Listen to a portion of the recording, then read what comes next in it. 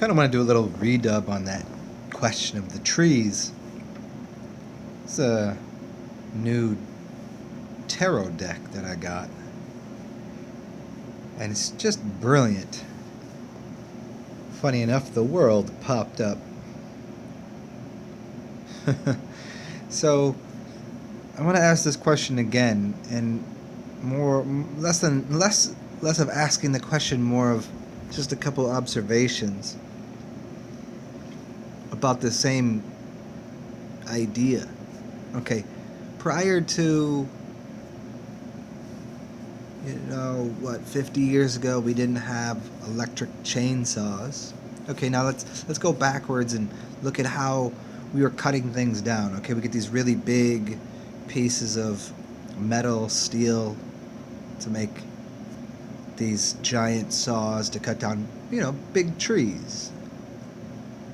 How far back does that go? Let's start to ask the question: what did houses and places of residency used to be made of? They weren't made out of wood. Put that in your consciousness. Prior to the last couple hundred years, people didn't live in wood houses. I mean, yeah, to a degree, yeah, but not the way that we're living in them now. It's a new thing. Houses were think of old places. They're built out of stone. They're built out of mud. They're built out of. Wood, yes, but not to the way that we build things now. So there weren't giant chainsaws. There weren't saws cutting down big trees. So how did 500 years ago, let's go 1,000 years ago? You would think, if we consider this concept of evolution occurring and just time passing, say from the year 10,000 BC. Let's go back that far. This is just to get into people's minds that think in a way. They go, no, there's evolution, and this is what they teach me in school. And no, okay, 10,000 years ago, what was going on then? They weren't cutting trees down 10,000 years ago with giant saws. So there was a time, let's say 100,000 years ago, when this certain age where we were, let's go back how far? We were coming from monkeys, let's just suppose.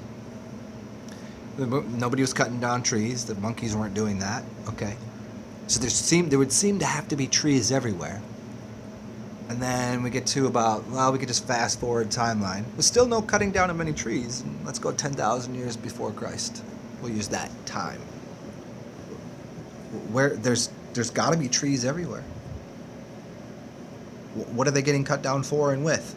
We don't see we see none of the houses that were there's no houses from 10,000 years ago, not even 5,000 years ago, not even a few, not even 1,000 years ago. So okay.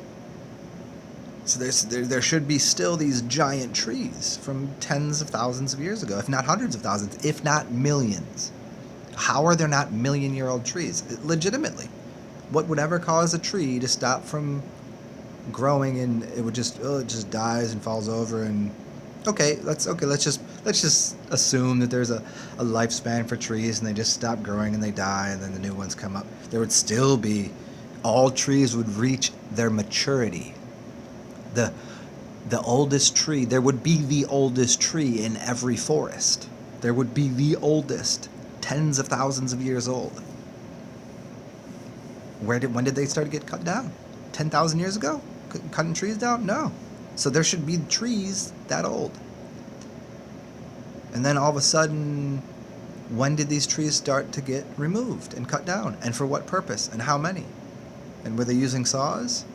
And this gets into the larger questions of technology far beyond what we're using now, or what we're shown, or was everything burnt down? Literally, did everything just get burnt down? There's a lot of questions here, but certainly this redub of the idea, just to query a little further is to put your mind into a frame of reference that if you think there was this evolution, or even if you don't, even if you're already standing on a flat level plane, the earth is like that, and there's trees everywhere, and they're just growing for thousands of years, and they're all over the earth. Why wouldn't they be in some places? Where did they go? 1,000 years ago?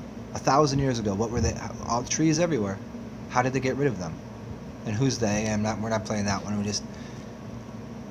What kind of material? What were they using to cut these trees down? There's not enough people in the Americas. There's not enough people here to cut down the trees. And the people that were here prior to that, they weren't cutting the trees down.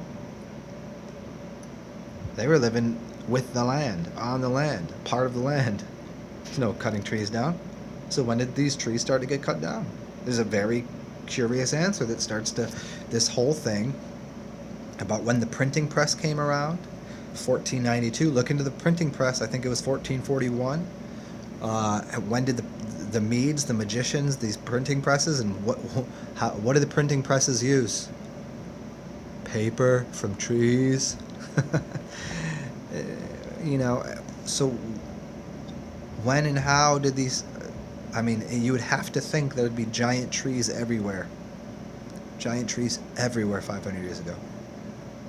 How did they get cut down? They got cut down to write stories on? Was that the use of the printing press? Let's just cut these trees down, turn it into pulp, make paper, print a bunch of fake stories on the tree. I mean, I'm just giving a couple silly theories of what could have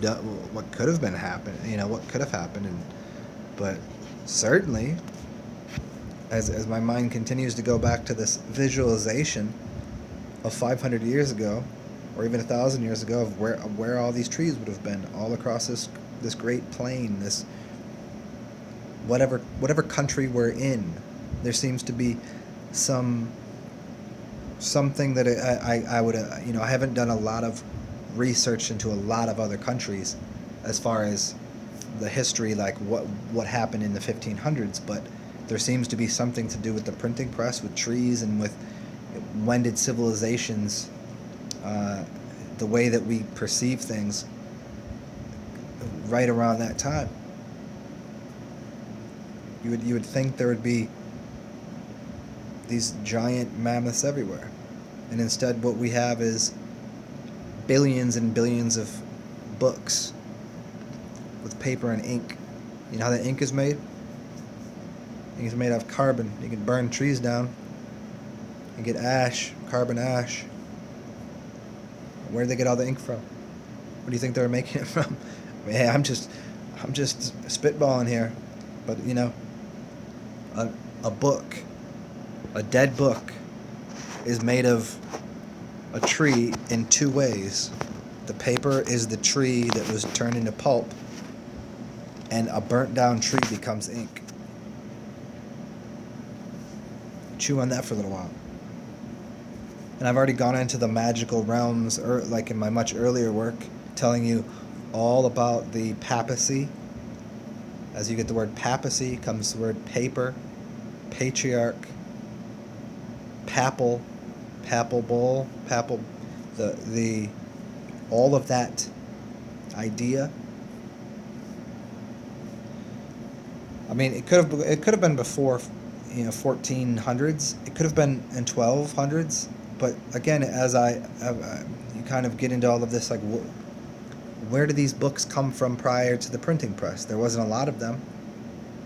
Prior to the printing press, the way that they were making books, the same way they were making houses, wasn't accounting for how many trees there should have been. But we can start to kind of consider the amount of ink and the amount of paper that would be required to print all the books once you start making printing presses. I mean, chew on that for a while. Really, that's...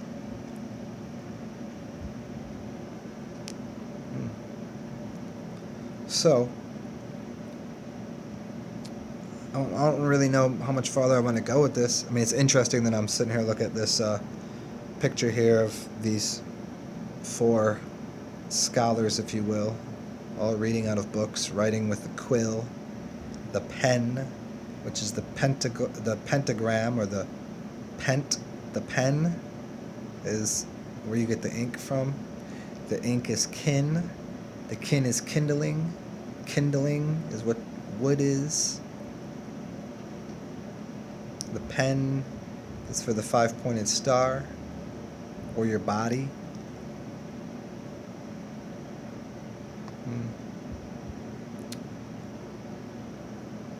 What are their feet on? Are they standing on books too? Is that what their feet are on top of? I mean, maybe not, but it kind of looks that way, doesn't it?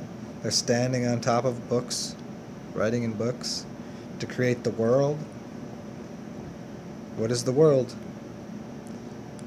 It's a bunch of words that someone put an L in. You put an L into the word and you get a world. And they whirled you around. They spun you around in a whirled. It's a whirlwind.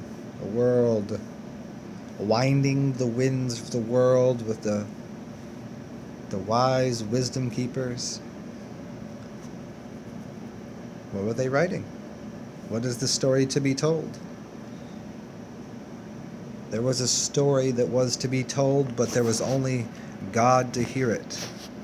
And now, the story is not told from mouth to ear anymore, but it's written on the paper.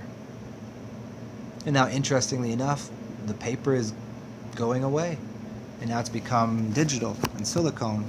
So is the cycle back to the beginning? Is there something more to the whole story of the what the Silicon Valley is, and what the old silicone trees were, and the connection between I don't know, this kind of intermediate space of time when the Papacy controlled things? I mean, there's so many, there's so many ways to weave this story together, but it seems very interesting, the connection to the living book and the dead books. Huh.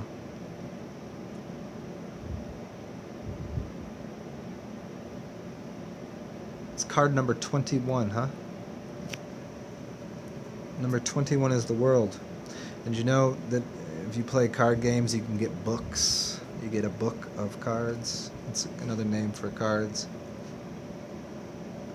I'm writing in these books. 21 is blackjack. The world is 21. Huh. Peculiar. Well, we'll talk soon, guys. Hope you enjoyed that little redub on this, and just had some thoughts, and maybe y'all can add to that. Tell me what you think about it.